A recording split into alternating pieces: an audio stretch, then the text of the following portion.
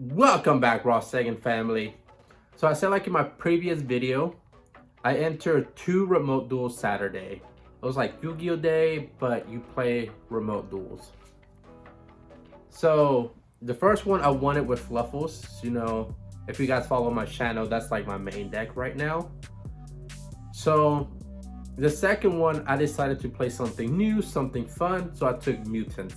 I wasn't expecting to win. I just wanted to like get more remote duels testing because it looks like that's how we're gonna start doing our regionals.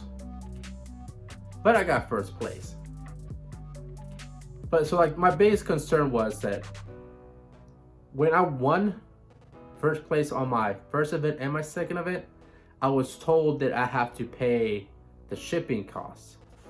So they have to do shipping with tracking. So the first one told me I had to pay $20. Then they will refund me the extra because they say that they don't know how much it's gonna cost. The second person said they're gonna ship it off, then they're gonna tell me how much it is. Then I pay them. Granted, you know, I'm a trusted person because I could easily just be like, no, you already sent it out, why should I pay? But I'm gonna do the fair thing. But I'm just like, that's additional cost for me. So granted, usually Yu-Gi-Oh! Day mats go for like $20 to $25. So I paid $10 to enter, got 2 OTS packs, then I paid an additional $20 to ship it off. Like, was it even worth it? You guys tell me in the comments down below. But enough of my rant, let's go to this mutant deck profile.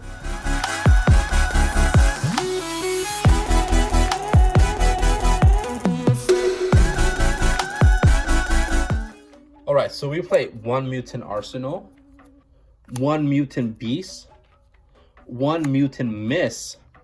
So those are our big boss monsters. 1 negates monster, 1 negates trap, 1 negates spells. So we played 3 mutant M5. We played 3 of the mutant ST46. So M means monster, so that one lets you search the monster. ST means spells and traps, so that's what it lets you search a spell or trap. Just remember that. That's like the easiest way to remember. So we play 9 mutant monsters, so you can easily see how bricky this deck is. But you play 3-dimensional shifters. Those basically the only hand traps you play. Right now, this format, your opponent really relies on their graveyard, so this actually stuns a lot of decks. So you play 1 emergency teleport, and it helps you find your starters. So you play 1 mutant fusion, and we play 3 mutant labs. So mutant labs and mutant amp, it's a 2-card combo. It's pretty good. It's probably the best what the decks can perform. And I'll show you here in a second how it's done. So we played 3 pot of strike events. Your extra deck really doesn't matter. You're really only making 1 mutant fusion monster. You're making the sinuses, if that's how you pronounce it. That's what I call it. So you're playing 1-dimensional fissure. So the reason why we play this, some mutant players side it and they just main it when they go in first. I play it because this deck is really sensitive to hand trap, so I don't want to get Ash, Veiler, Ogre. So Dimensional Fissure just kind of helps you because you have to send Ash, Veiler, and Ogre to the graveyard, and obviously Dimensional Fissure banishes it, so they can't activate those cards. So we play 1 terraforming, so it lets you search for lab and also searches for Mystic Mine. So we played 3 Mystic Mine in the main, just because this deck isn't strong at all. So going second, you're gonna have a rough time. So basically, we're just gonna drop Mystic Mine and pass. Sounds kind of scummy, but hey, it won me first place. So we played 3 typical tactical talents. It's just this format, your opponent's gonna interrupt you. This card's never dead. You go first, your opponent's gonna hand trap you. You go second, your opponent's gonna interrupt you somehow. So this card's never dead. And it has like 3 band cards. So you could draw 2, you can take a card out of your opponent's hand, and you can change a heart. So another card that we use to break boards is Super Poly. A lot of people are still giving me hate about Super Poly. I just don't understand why. Because against combo, this is really good. It breaks boards so simple. It doesn't take much effort.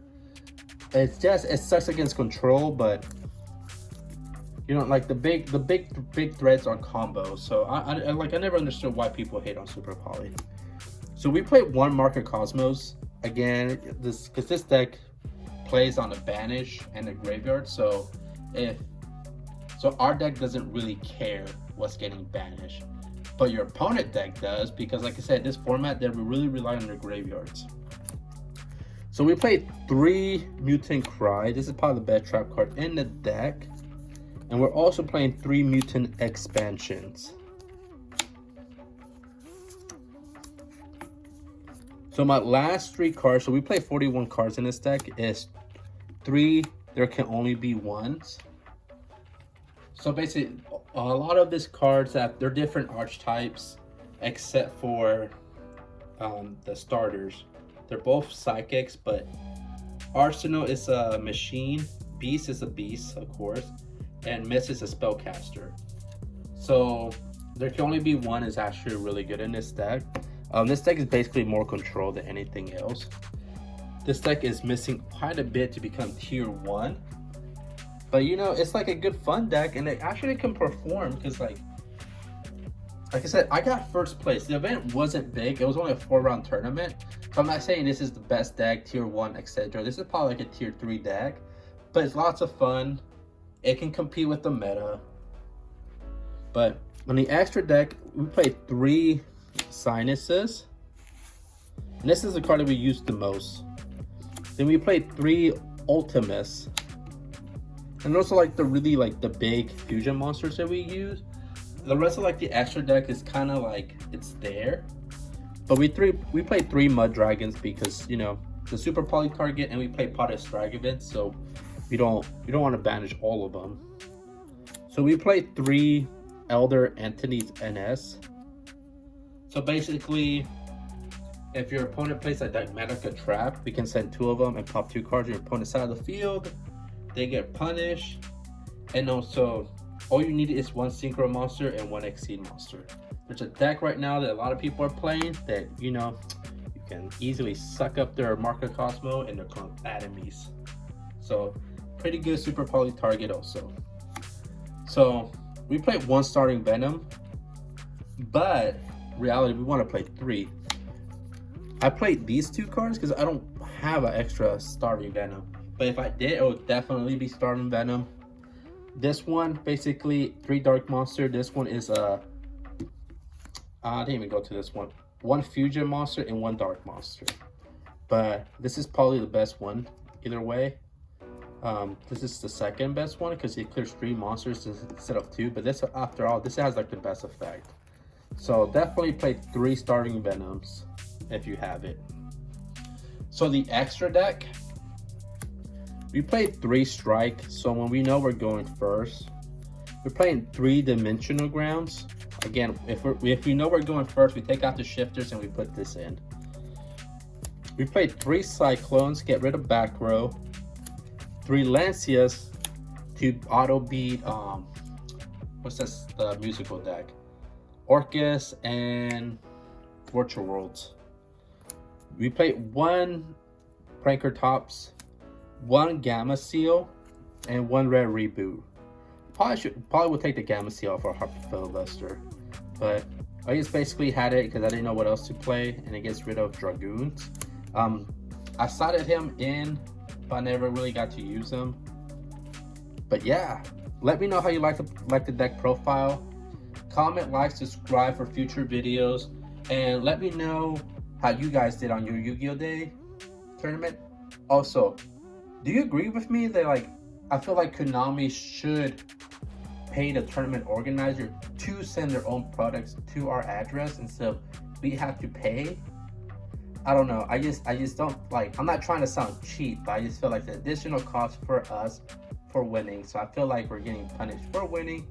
But you know, you guys let me know. Well, I'm here with the king of games, Yugimoto, and he's telling me that you guys should subscribe, like, hit that notification bell for more Yu-Gi-Oh content. Isn't that right, Yugi?